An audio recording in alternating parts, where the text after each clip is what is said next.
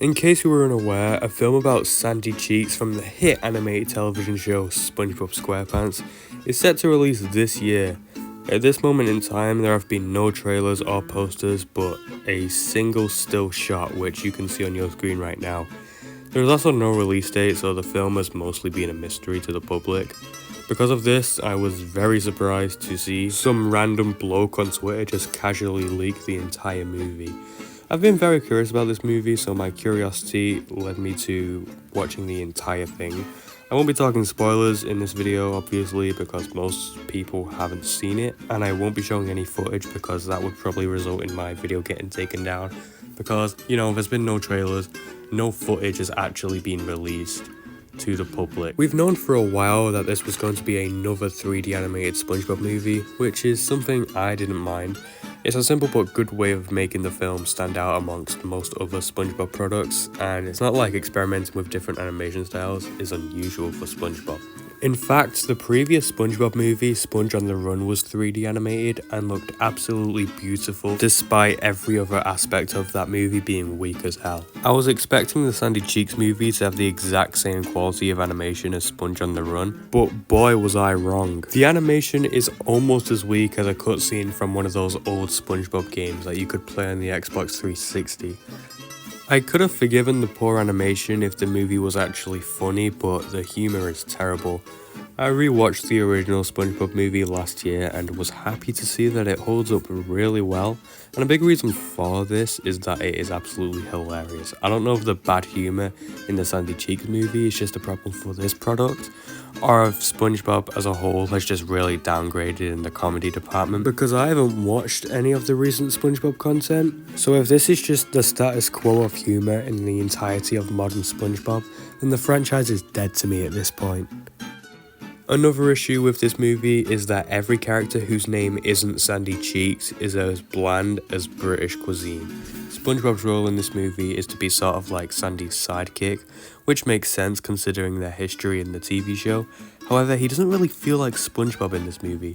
I'm not going to pretend that SpongeBob is always the sharpest tool in the shed, but he's a completely useless dumbass in this movie and hardly adds anything to the experience overall. The voice performances aren't really anything special in this movie, but it's from the human characters where the terrible acting is really noticeable.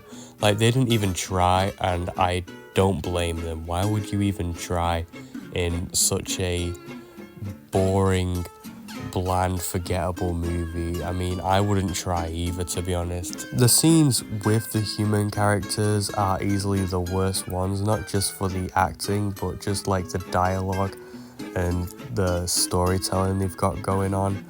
There's this scene with some really bad special effects. It's like a flashback scene. I think it's kind of supposed to look terrible, but I mean, everything else in the movie looks terrible, so I don't know why they try and look terrible as a joke when it only looks a little bit worse than every other thing you see on screen in this movie. But yeah, the human scenes are really unpleasant. They felt like a chore to get through. I mean, the entire movie felt like a chore to get through. I think I checked the runtime like every 5 or 10 minutes because I just really wanted it to end. And the scenes with the human characters definitely played a huge role in me wanting to get this movie over and done with. So, now going on to the positives. Yeah, I can't really think of any positives. I mean, there are some interesting ideas here. Like, they provide some sort of explanation as to why Sandy lives in the sea. Like, they're sprinkling in a little bit of lore, which is a cool idea, but they don't really develop it at all. It's just sort of a little throwaway comment that doesn't get any elaboration. So yeah, it's just wasted potential really, because Sandy Cheeks is one of the more interesting characters in the SpongeBob world. So the fact that they didn't really do anything with her character and her uniqueness is just very disappointing. Alright, I'm going to conclude this review by saying the Sandy Cheeks movie is just another one of those soulless exploitations of SpongeBob's success that have been very common ever since Steven Hillenburg's death. Hillenburg has always been against the idea of making SpongeBob spin-offs, and it's a huge shame to see his great creation get turned into something so lifeless. 2 out of 10.